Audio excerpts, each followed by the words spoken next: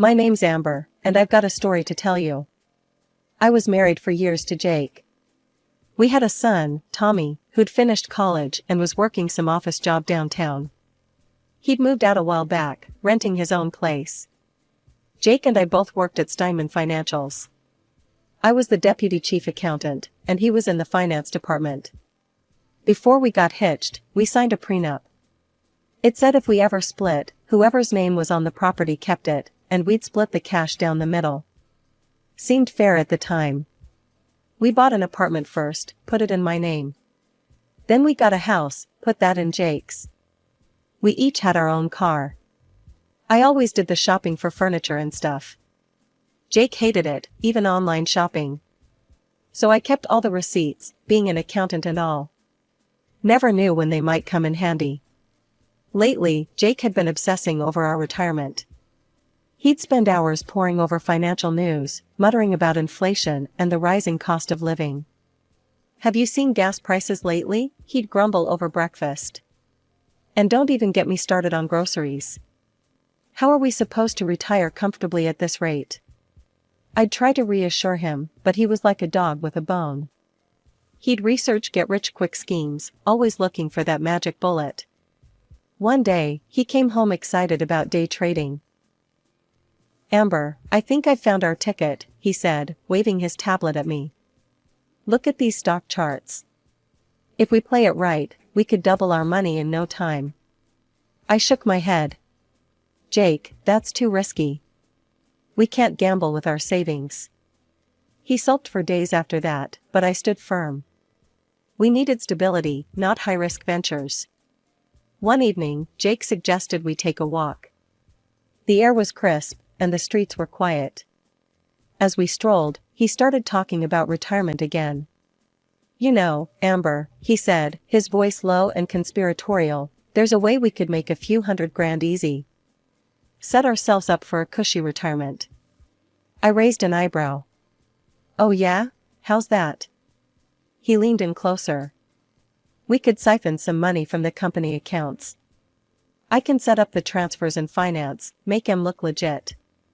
You just need to push them through in accounting." I stopped dead in my tracks. "Are you serious right now?" "That's theft, Jake. We could go to jail." He held up his hands, laughing suddenly. "Whoa, calm down.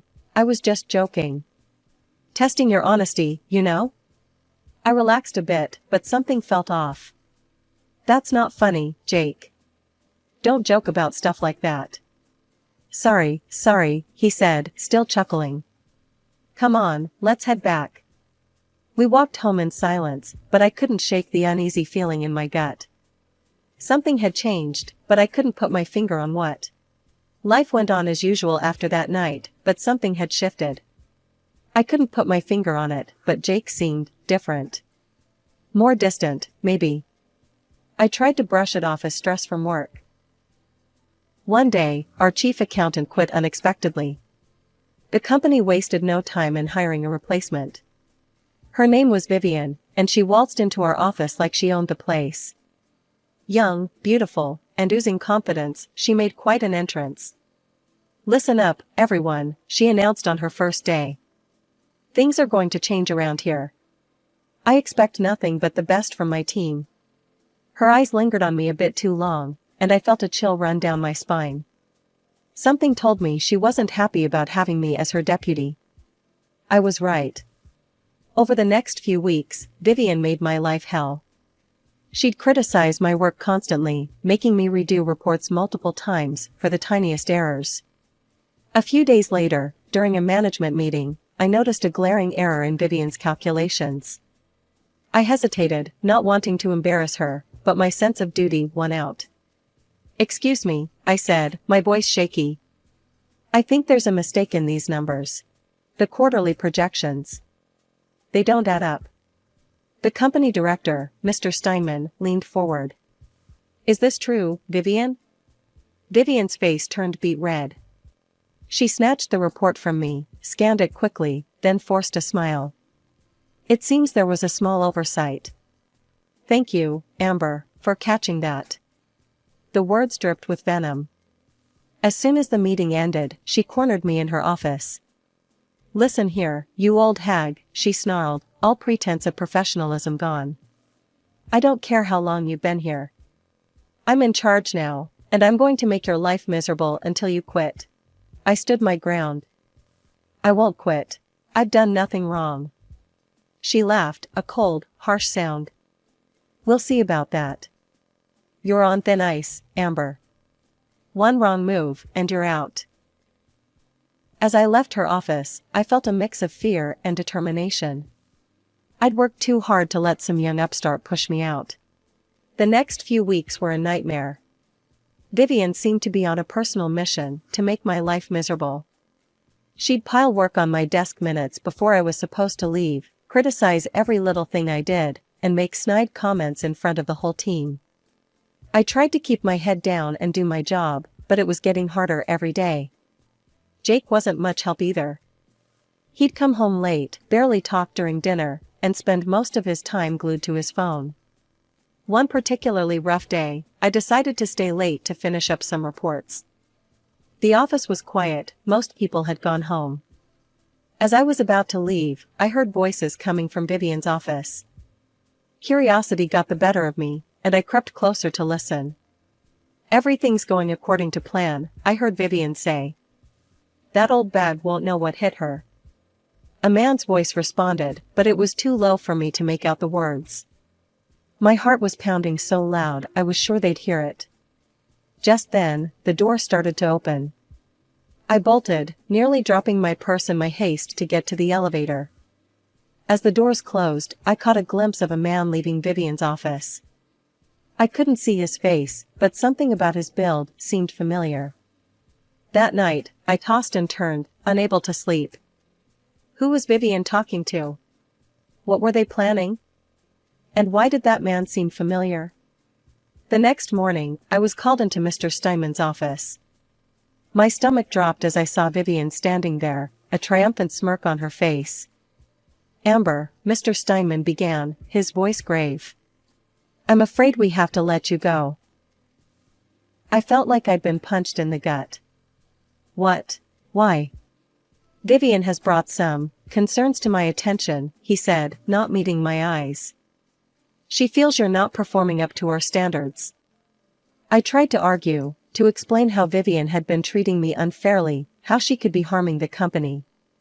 But Mr. Steinman wouldn't budge. "Vivian comes highly recommended," he said. "A good friend of mine vouched for her. I trust his judgment." As I stood there, shell-shocked, Mr. Steinman's expression softened slightly. "Look, Amber. I appreciate your years of service. I'll make sure you get the maximum possible bonus. It's usually reserved for upper management, but I think you've earned it." I nodded numbly, barely hearing his words. As I turned to leave, Vivian's voice stopped me. "Don't forget to clear out your desk," she said sweetly. "We wouldn't want you to leave anything important behind." I looked at her, really looked at her, and saw the malice behind her perfect smile. In that moment, I knew this was personal. But why?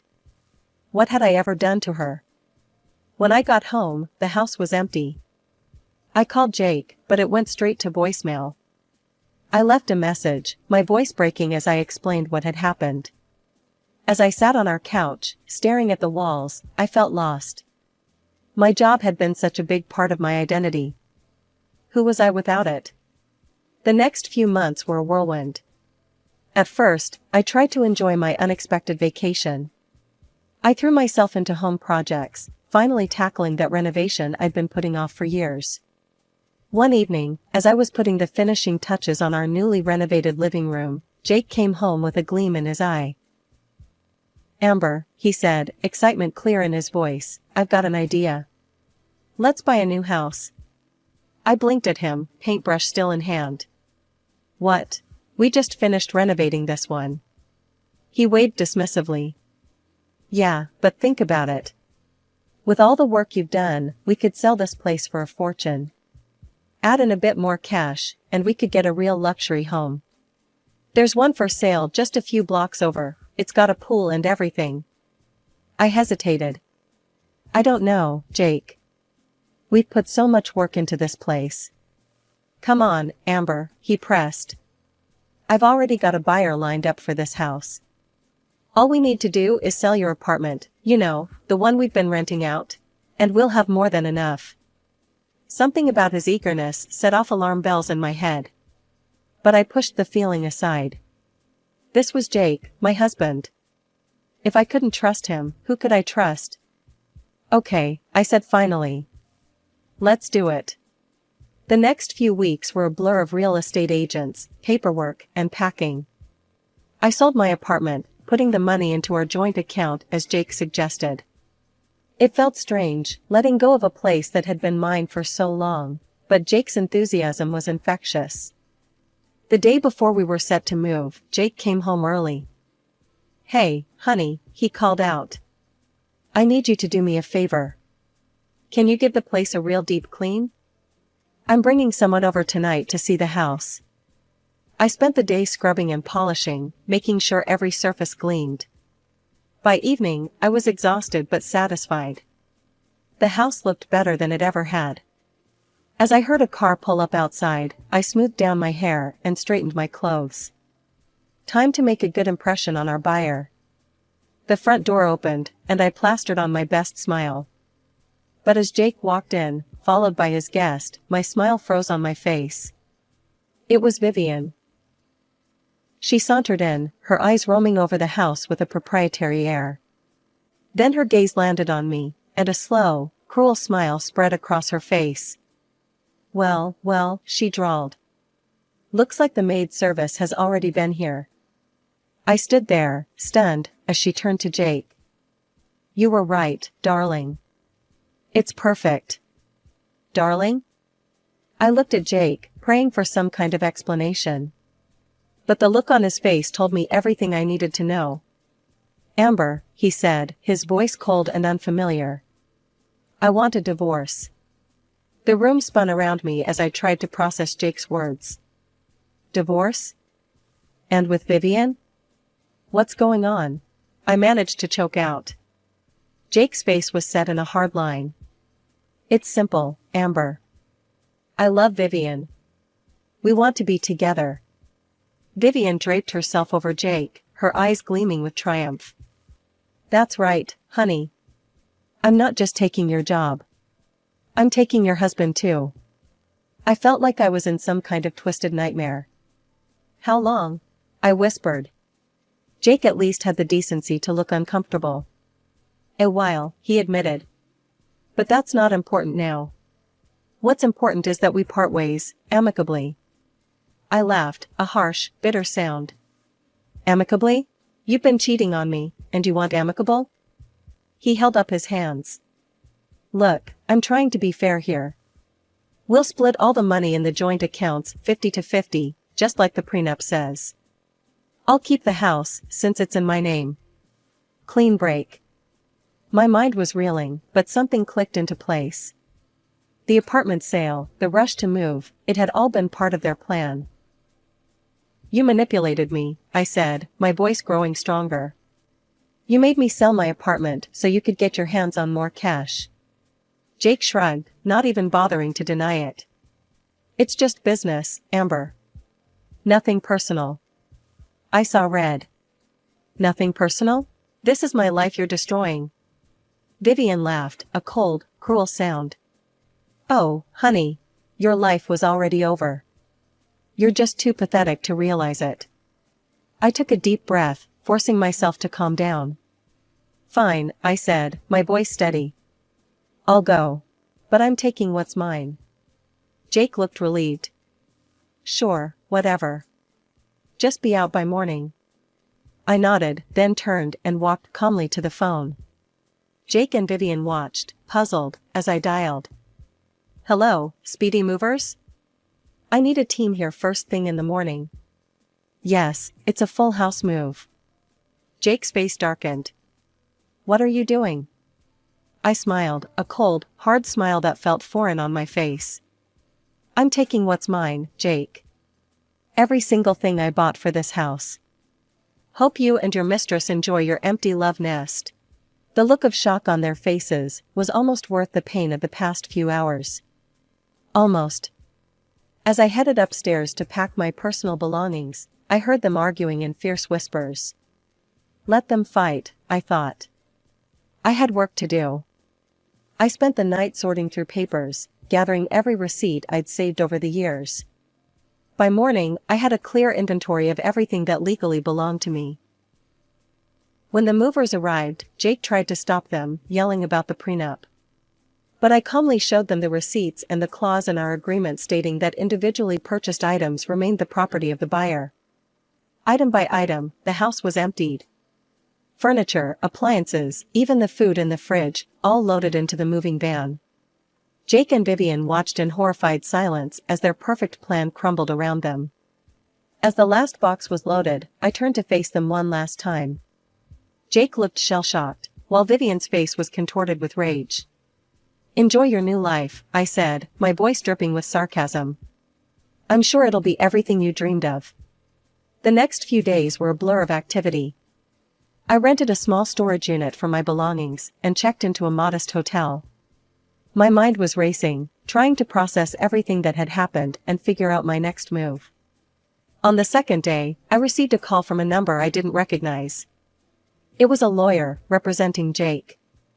Mrs. Thompson, he said, his voice cold and professional, I'm calling to inform you that your actions regarding the removal of property from your marital home were illegal.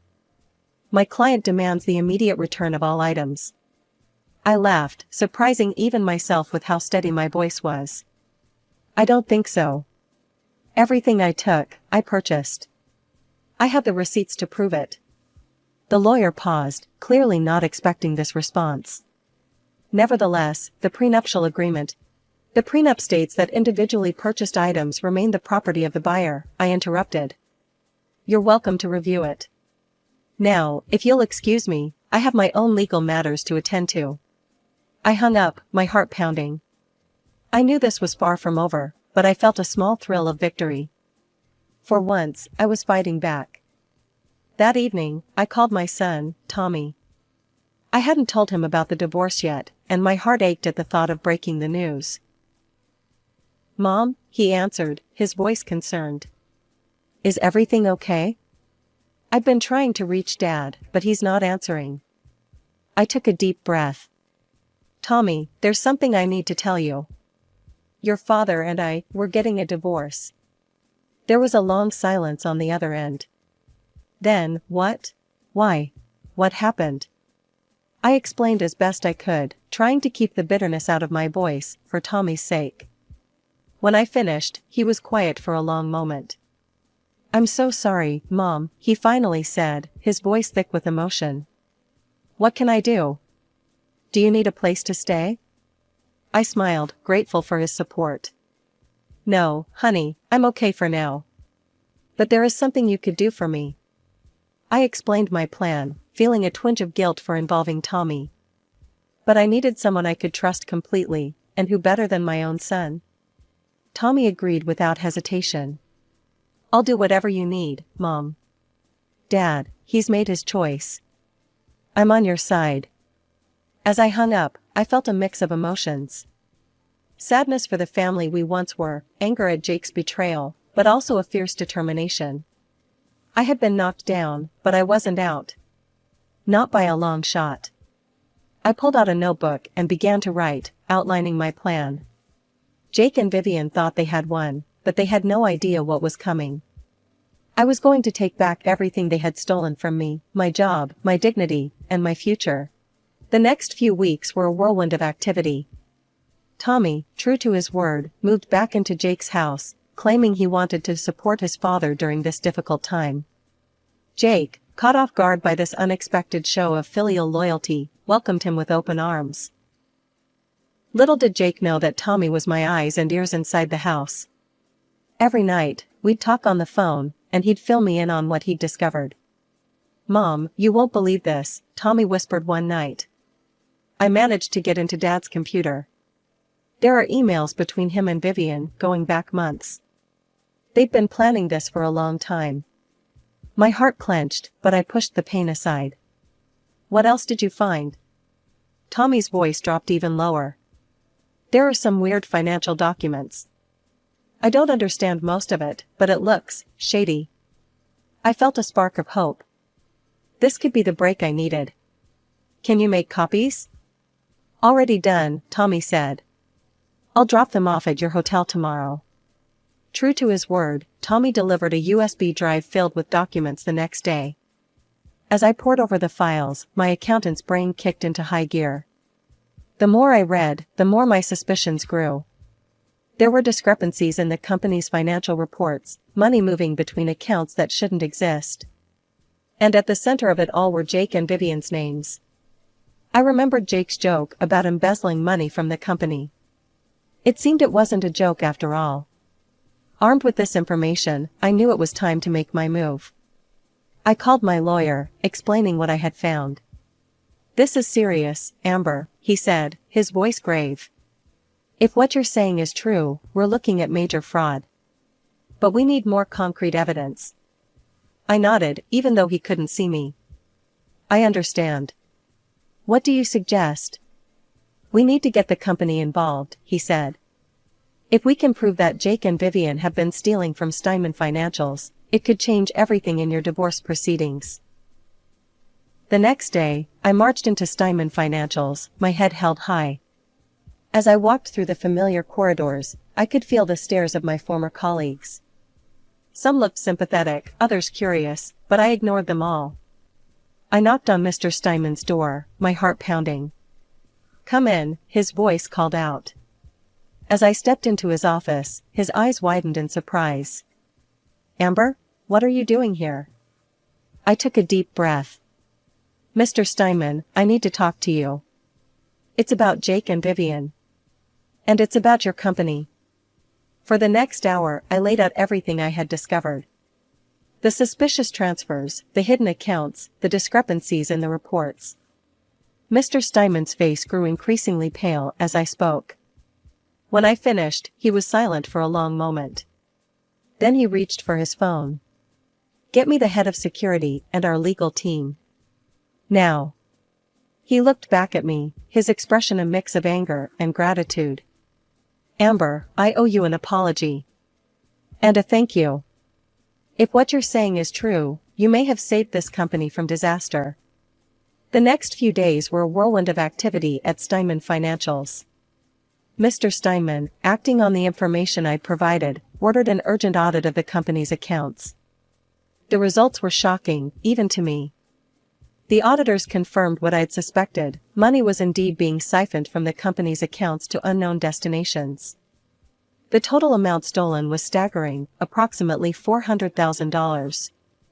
I felt sick to my stomach thinking about how long this must have been going on right under my nose. A large-scale investigation followed, involving not just the company's internal team, but also external forensic accountants and law enforcement. As the evidence mounted, there was no doubt left: Jake and Vivian were guilty of extensive fraud. I watched from the sidelines as their world came crashing down. Police officers arrived at the office one morning, leading both Jake and Vivian away in handcuffs. Their property and accounts were seized, and a criminal case was opened for economic crimes. Despite the satisfaction of seeing justice served, the aftermath was messy and painful. Because of the prenuptial agreement we'd signed years ago, I couldn't reclaim the money from the apartment I'd sold. Instead, those funds, along with our other joint accounts, were split equally between us. The house, being in Jake's name, remained his property. However, my lawyer fought hard, and we managed to secure some victories. I received financial compensation from Jake amounting to 50% of our house's value, plus lifelong alimony. It wasn't everything I'd hoped for, but it was something. But I wasn't done. I went after Vivian too, demanding compensation for the trauma and financial loss I'd suffered due to her actions. The court sided with me, ordering her to pay over $35,000 in damages. In the end, Jake and Vivian received suspended sentences for their fraud. All their property was confiscated, leaving them deep in debt. The court also barred them from holding any senior positions in the future. Their careers, like their reputations, were in tatters. As I left the courthouse after the final hearing, I felt a mix of emotions: relief, sadness, anger, but also hope. The past few months had been a nightmare, but I'd come through it stronger than ever. I'd uncovered a major fraud, reclaimed my reputation, and secured my financial future. With a substantial amount of money in my bank account, I decided it was time for a fresh start. After weeks of searching, I found the perfect place, a small house with a cozy garden on the outskirts of town. It was nothing like the lavish home I'd shared with Jake, but as I stood on the porch, looking out at the neat rows of flowers and vegetables, I felt a sense of peace I hadn't experienced in years. I threw myself into renovating the house, making it truly mine. I painted the walls in warm, cheerful colors, installed bookshelves for my growing collection, and set up a small home office overlooking the garden. Tommy visited often, helping me with the heavier work and just keeping me company. One evening, as we sat on the porch swing I'd installed, sipping lemonade, he turned to me with a smile. "You know, Mom, I'm really proud of you," he said. "After everything that happened, look at you now. You're amazing." I felt my eyes well up with tears. "Thank you, honey. That means more to me than you know." As I settled into my new life, I received an unexpected call from Mr. Steinman. "Amber," he said, his voice warm. "I hope you're doing well. I have a proposition for you." It turned out that after the dust had settled from the fraud scandal, Steinman Financials was in need of a new chief accountant. And they wanted me. "Your work in uncovering the fraud was exemplary," Mr. Steinman said. "We need someone with your skills and integrity. Plus, there's a substantial bonus in it for you, as a thank you for saving the company from ruin." I was speechless. After a moment, I found my voice. "Mr. Steinman, I don't know what to say. Thank you. I'd be honored." My first day back at the office was surreal. As I walked through the doors, not as a disgraced former employee, but as the new chief accountant, I held my head high. My former colleagues greeted me with smiles and congratulations. Mr. Steinman met me in the lobby, a broad smile on his face. To my surprise, he pulled me into a hug. "Welcome back, Amber," he said, his voice thick with emotion. "We're lucky to have you." As I settled into my new role, I felt a sense of satisfaction I hadn't experienced in years. I was doing work I loved, surrounded by people who respected me. The financial bonus was generous, allowing me to pay off my new house and set aside a nest egg for the future. In the evenings, I'd return to my little house, tend to my garden, and relax on the porch swing. Sometimes Tommy would join me, other times I'd enjoy the solitude. I started taking classes at the local community college, art, literature, even a cooking course. For the first time in years, I was focusing on my own growth and happiness.